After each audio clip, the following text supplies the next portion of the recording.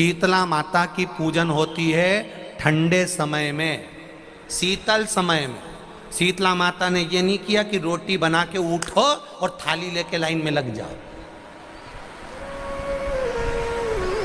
तुम देखना शीतला माता की पूजन करने लोग जाते ना शीतला सप्तमी शीतला अष्टमी पे, बस 11 बजे तक तो रोटी बनाती रहेगी, सामान बनाती रहेगी। 1-1.5 घंटा में ठंडा हुआ, 12:30 बजे उठ के सीधे लाइन में लग जाएगी, जल्दी से पूजन करके सो जाऊंगी, काम खत्म। शीतला माता ने भी सोच लिया बस तूने मुझे बेवकूफ बनाया, अब रुक जा तू। 11 बजे तक भोजन बनाया, 10 बजे तक भोजन बनाया, 1 बजे रात को लाइन में लग गई पूजन करने के लिए। 1 बजे रात को न जाने किसने पहला दी कि 1 बजे रात को लग जाओ लाइन में, सुबह तक पूजन करके अपने घर आ जाओ, फिर आराम से आके सो जाओ। अब इतनी जल्दी क्या है भगवान के पूजन की? माँ की पूजन करने जा रहे हो, माता से लाड़ लड़ाने जा रहे हो, अपनी माता से अपने दिल की बात कहने के लिए जा रहे हो, अपने स्नेह की बात कहने के लिए जा रहे हो, तो धीरे धीरे प्रेमवश आनंद से माता की आराधना शीतल समय में, ठंडे समय में।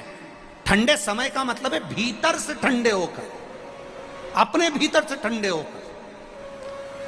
अब अपने भीतर तो ठंडा ही है ही नहीं ना, जल्दी जल्दी चलो, और आधी बहुत पतली खुशी है, और चलो, और ये कितना बड़ा कपड़ा थाली पे ढाक ढुका के लाइन में खड़ी है शीतला माता।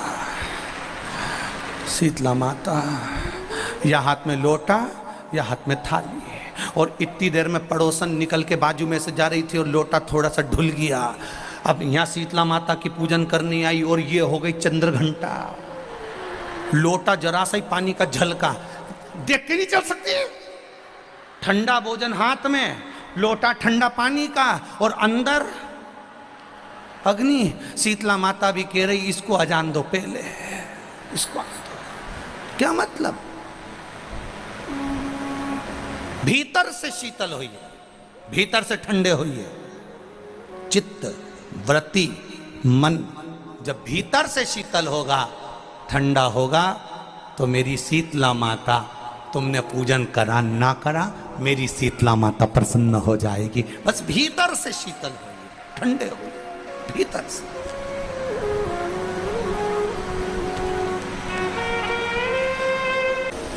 रुद्राक्ष की उत्पत्ति हुई, जानते हो सब लोग? बोलो तो जम के बोलो, जानते हो ना? फिर भगवान शंकर के नेत्र अश्रु से अंधकासुर की उत्पत्ति हुई, जानते हो सब लोग? बोलो जम के बोलो, ठीक है। तीसरा, भगवान शंकर के क्रोध नेत्र अग्नि की ज्वाला से, उनके अश्रु से ज्वारासुर की उत्पत्ति हुई। ज्वारासुर, जिसको एक असुर का भी नाम दिया जाता है। ये जो बुखार आता है ना, ज्वर आता है, जो बुखार आता है, इसको भी असुर के गिनती में लिया गया, ज्वारासुर।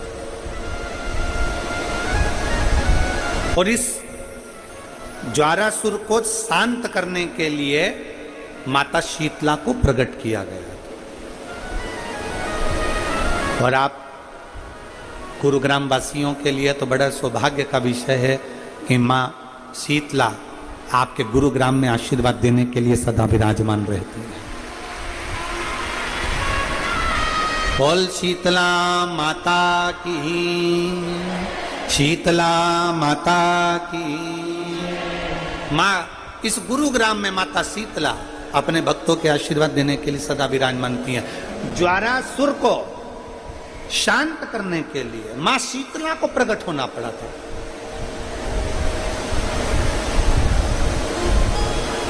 माँ शीतला को प्रकट किया। उमा जब प्रगटी तो उनका केश भूमि पर गिरा, और भूमि पर गिरने के कारण उससे एक वृक्ष उत्पन्न हुआ जो नीम का वृक्ष कहलाता है। निमाड़ी का वृक्ष कहलाता है। इसलिए साउथ में, दक्षिण में नीम के वृक्ष को स्वयं देवी का प्रतिबिंब माना जाता है।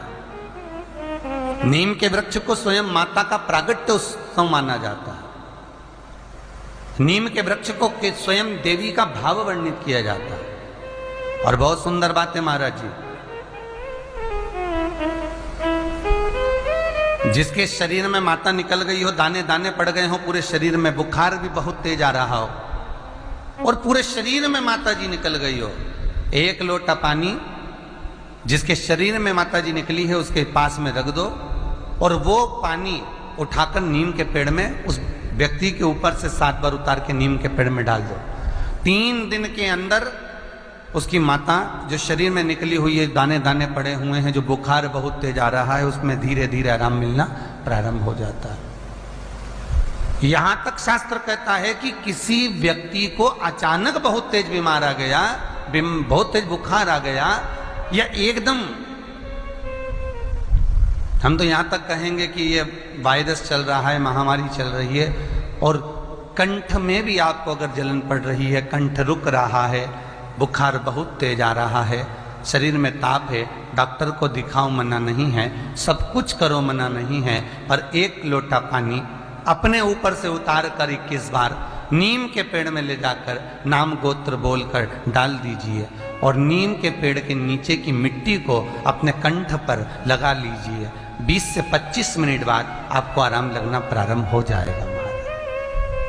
ये उमा देवी, कितना सुंदर एक संवाद आता है कि एक मकान को सीमेंट से, ईंट से, गारे से, पानी से, रेत से बनाया जा सकता है। सरिया लोहा डालकर मकान बना सकता है। केवल वो मकान बना, सरिया डाला, ईंट डाली, रेत डाली, पानी डाला, सीमेंट डाला, मिट्टी डाली, तुमने मकान बना, केवल वो मकान बना। अभी वो मकान है, पर का जो पूजन का विधान है, उस विधान में कोई गर्म चीज की महत्वता नहीं है। क्या कोई गर्म चीज की महत्वता?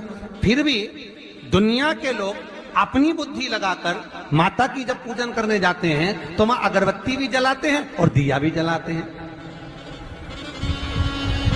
अब एक तरफ तो तुम माता को ठंडा पानी का भोग लगा रही हो, एक तरफ तो ठंडा भोजन चढ़ा रही हो, एक तरफ तो ठंडे का प्रयास कर रही हो, और ऊपर से माता को तुम दिया लगाकर, अगरबत्ती लगाकर तुम माता को सम्मुख में गर्म तत्व को प्रदान कर रही हो, और फिर आकर कहती हो कि मेरा बच्चा क्यों बीमार पड़ता है, मेरे पति को आगे बार बार ये कष्ट क्यों आता है, घर में लोग चिड़चिड़े क्यों हो जाते हैं, घर में लोग क्लेश क्यों करते हैं, आखिर कारण क्या है? तो कारण तो तुम खुद हो कि जो चीज लिखी है वो ना करते हुए दुनिया जो कर रही है तुम वो करना चाहते हो। तुम भगवान की पूजन उस विधान से नहीं करना चाहते जो विधान शास्त्रों में।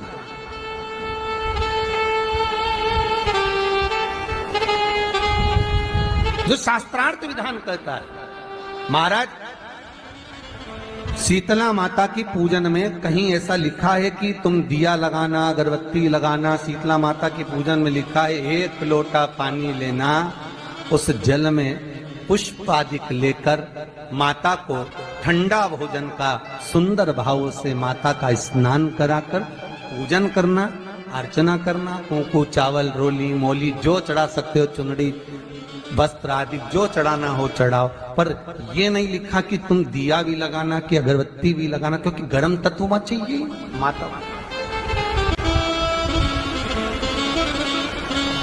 वो शीतल है, शीतला। और अगर तुम दिया लगा भी रहे हो, मान लो दिया अगर तुम लगा भी रहे हो तो उसके सम्मुख ना लगे, उससे दूर, बहुत ठंडे समय में, शीतल समय में शीतला माता ने ये नहीं किया कि रोटी बना के उठो और थाली लेके लाइन में लग जाओ।